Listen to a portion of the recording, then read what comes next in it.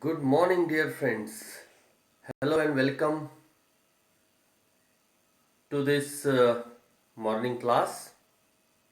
In our today's morning online class, my dear friends, I have a fresh topic for you.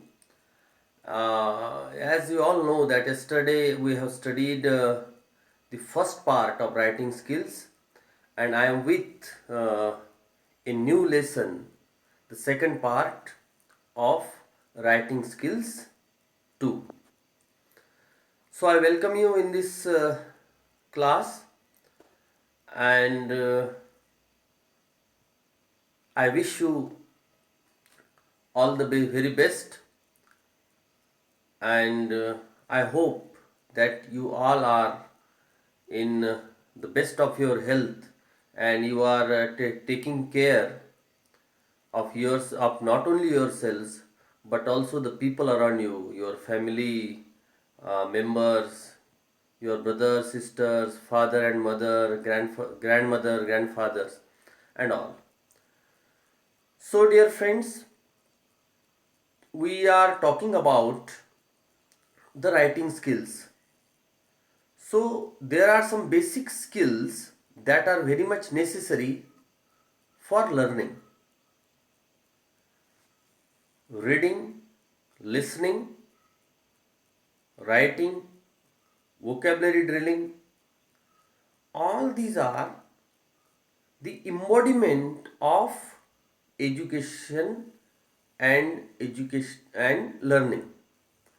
These are all educational tools in a way, my dear friends. So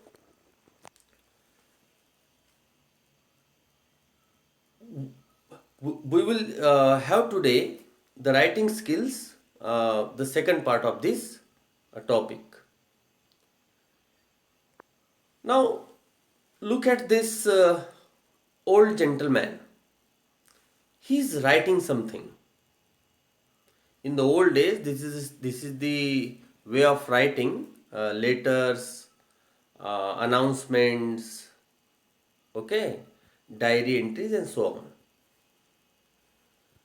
Now, look at this young boy. He is also writing something. So, do you think that the writing of this old gentleman and the writing of this young boy is same? I'm not talking about handwriting. Yesterday also I told you. I'm not talking about handwriting, I'm talking about the writing style, method of writing, the special type of writing. So your answer may be no, sir. This gentleman's writing style may be different, and this young boy's writing style may be different. So, in such a way, we communicate our message through letters, drafts, memos, messages, emails, and so on to others is our own writing skill, writing style. So each one of us has a different writing style. So dear friends, yesterday we have studied about the basic writing skills and some techniques of writing. You friends, you were noticed how some stories sound completely different from others. There are many different types of writing out there, all with different aims and different meanings. By knowing the different types of writing, you will start to recognize them in everything you read. This helps you understand the meaning of the things you read and why they are written. बच्चों, इसका मतलब ये है कि क्या आपने एक बात को नोटिस किया है कि कैसे दो अलग अलग स्टोरीज एक स्टोरी दूसरी स्टोरी से कैसे अलग होती है। तो कोई आप देखिए, कोई आप हम सस्पेंस स्टोरी पढ़ते हैं, वो एक अलग स्टाइल होती है लिखने की। कोई हम रोमांटिक स्टोरी पढ़ते हैं, लव स्टोरी पढ़ते हैं, ब्रदर सिस्टर की स्टोरी पढ़ते हैं, वो एक अलग होती है। फिल्में आप देखिए, किसी ना किसी राइटर ने वो लिखी होती है। कई फिल्में हैप्पी एंडिंग की होती है, कई फिल्में सैड एंडिंग की होती है। आप देखिए कई फिल्मों में विलन की डेथ होती है, नॉर्मली विलन की डेथ होती है, तो उसकी हैप्पी एंडिंग की फिल्में होती है वो। कई फिल्में आप देखिए उसमें हीरो की डेथ हो जाती है, हीरो और हीरोइन दोनों की डेथ हो जाती है, जैसे हीर रांझा हो गए, लैला मजनू, और कई सारी फिल्में हैं, नई फिल्में भी है। तो ये राइटिंग स्टाइल है, और हर एक प्रकार की राइटिंग स्टाइल को हर एक अलग अलग व्यक्ति उस तरीके से पसंद करता है, और राइटर उस हिसाब से लिखते। सस्पेंस स्टोरीज आप देखिए, शेरलॉक होम्स की स्टोरीज देखिए, ब्योमकेश बख्शी की स्टोरीज देखिए, या नॉवेल्स देखिए पुराने, है ना, शेक्सपियर के ड्रामास देखिए, हर एक की अपनी स्टाइल है। तो किसी की by knowing the different types of writing you will start to recognize them in everything you read। तो आप जिस तरीके से आप किसी चीज को पढ़ते हैं, तो आपको उनकी स्टाइल्स जो है समझ में आएगी, और बहुत सारी स्टाइल्स आप देखिए आपकी पसंदीदा भी होती है। आप देखिए आपको किसी एक प्रकार की गाने, एक प्रकार की स्टाइल आपको पसंद आती होगी।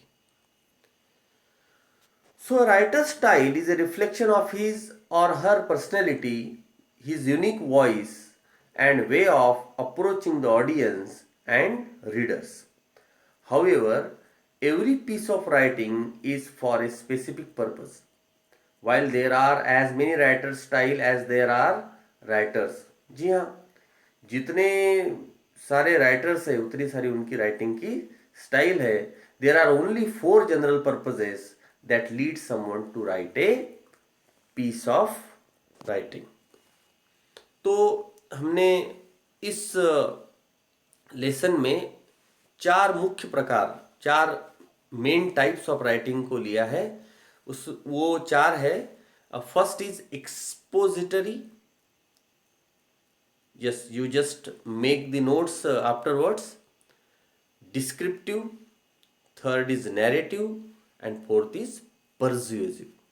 I repeat again, first one is expository, we will have a detailed notes on it। Second is descriptive, third is narrative, and fourth is persuasive। So what is expository writing? Its main purpose is to explain something।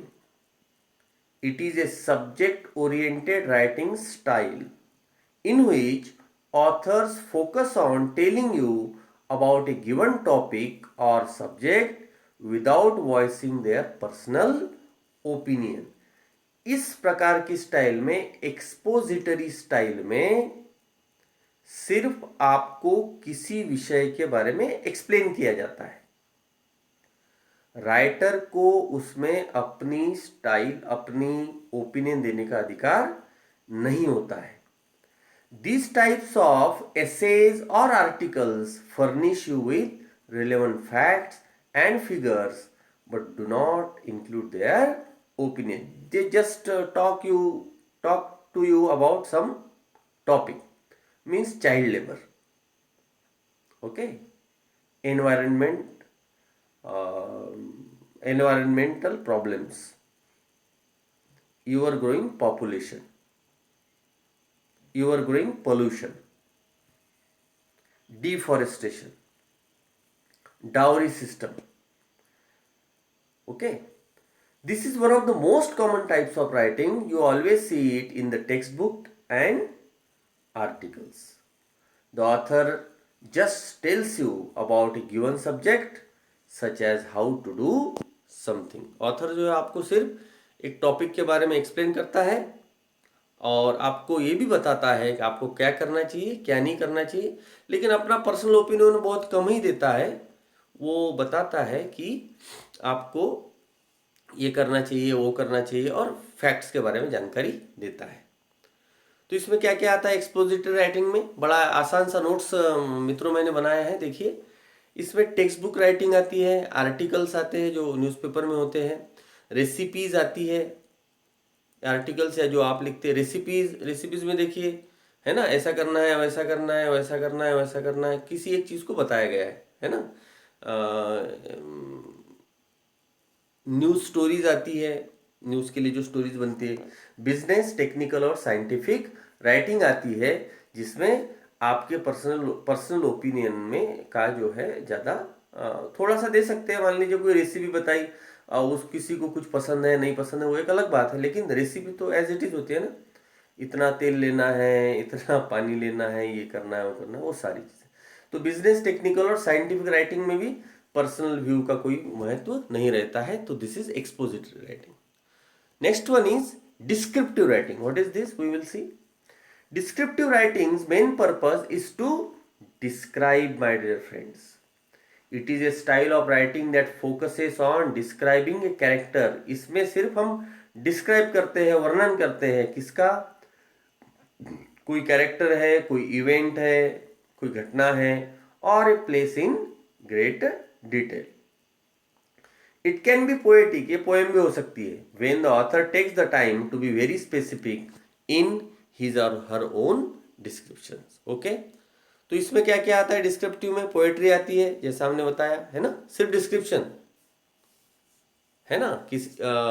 सूरज का description कर रहा है, चंद्रमा का description कर रहा है ना, सापुतारा का डिस्क्रिप्शन कर रहा है। ओके, किसी एक महिला का डिस्क्रिप्शन कर रहा है, किसी अपने फादर का डिस्क्रिप्शन कर रहा है मान लीजिए, तो उस पर पोएम बनाते हैं। जर्नल और डायरी राइटिंग, डायरी राइटिंग होती है अपने पर्सनल फीलिंग्स उसके में वो लिखता है। तीसरा नेचर राइटिंग, नेचर के बारे में लिखता है, जैसे मैंने बताया ना, सापुतारा के बारे में लिखता है, या और महाबलेश्वर के बारे में लिखेगा, किसी टेम्पल के बारे में लिखेगा।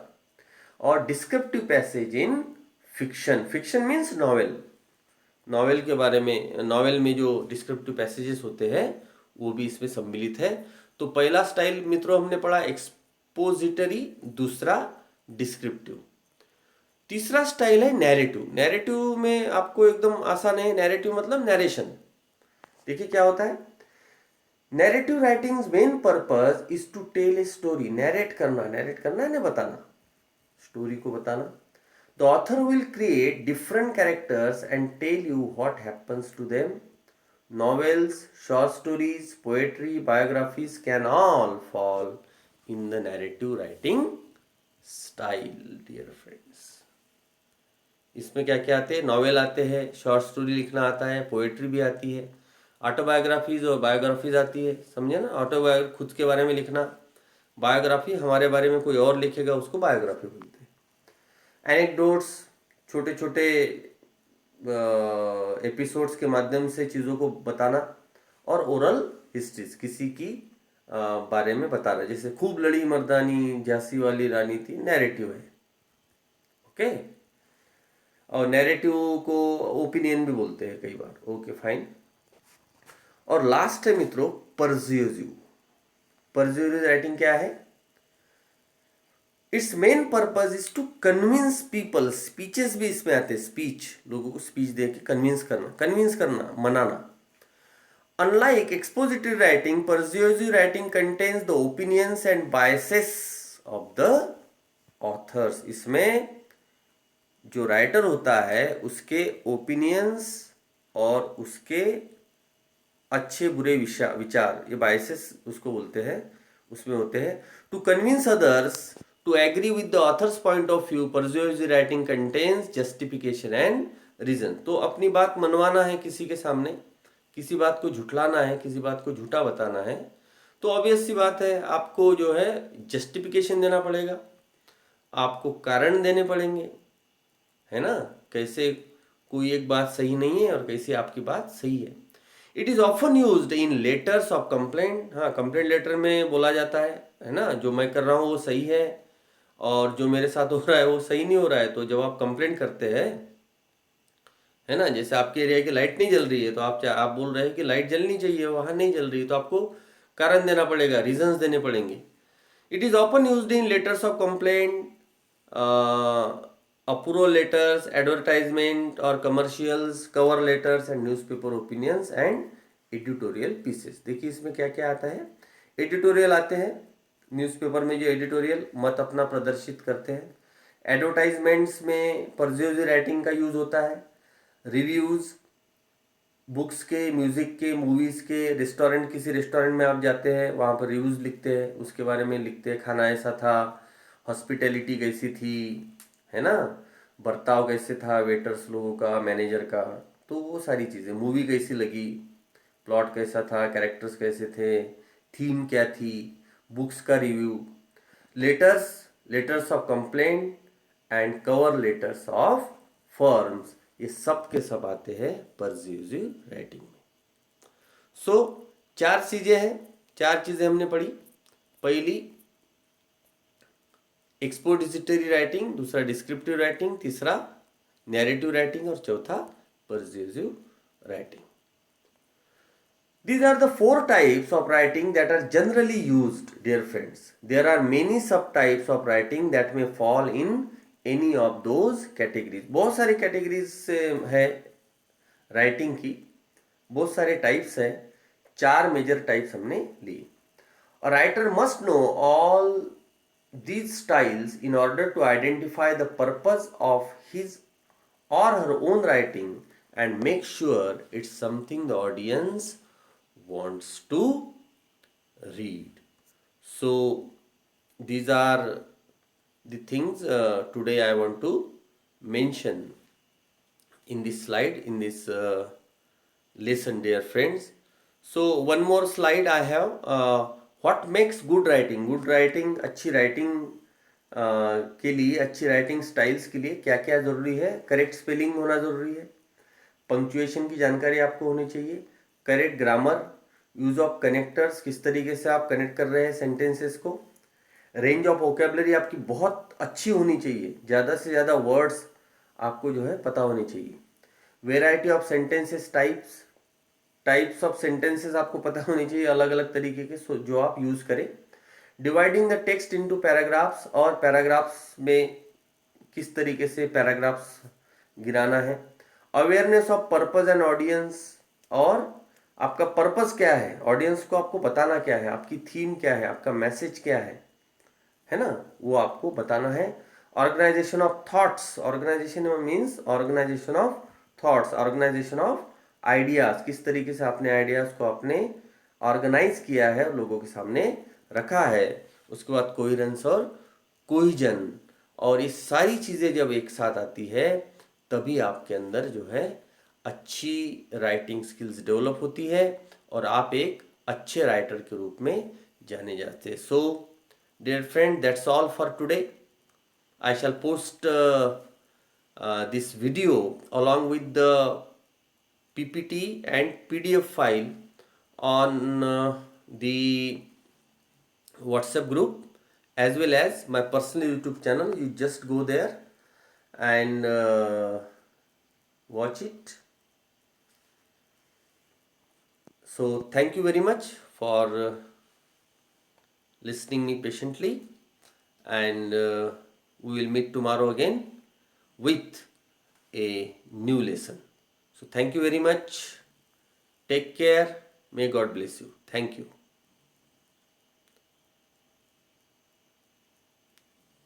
Okay.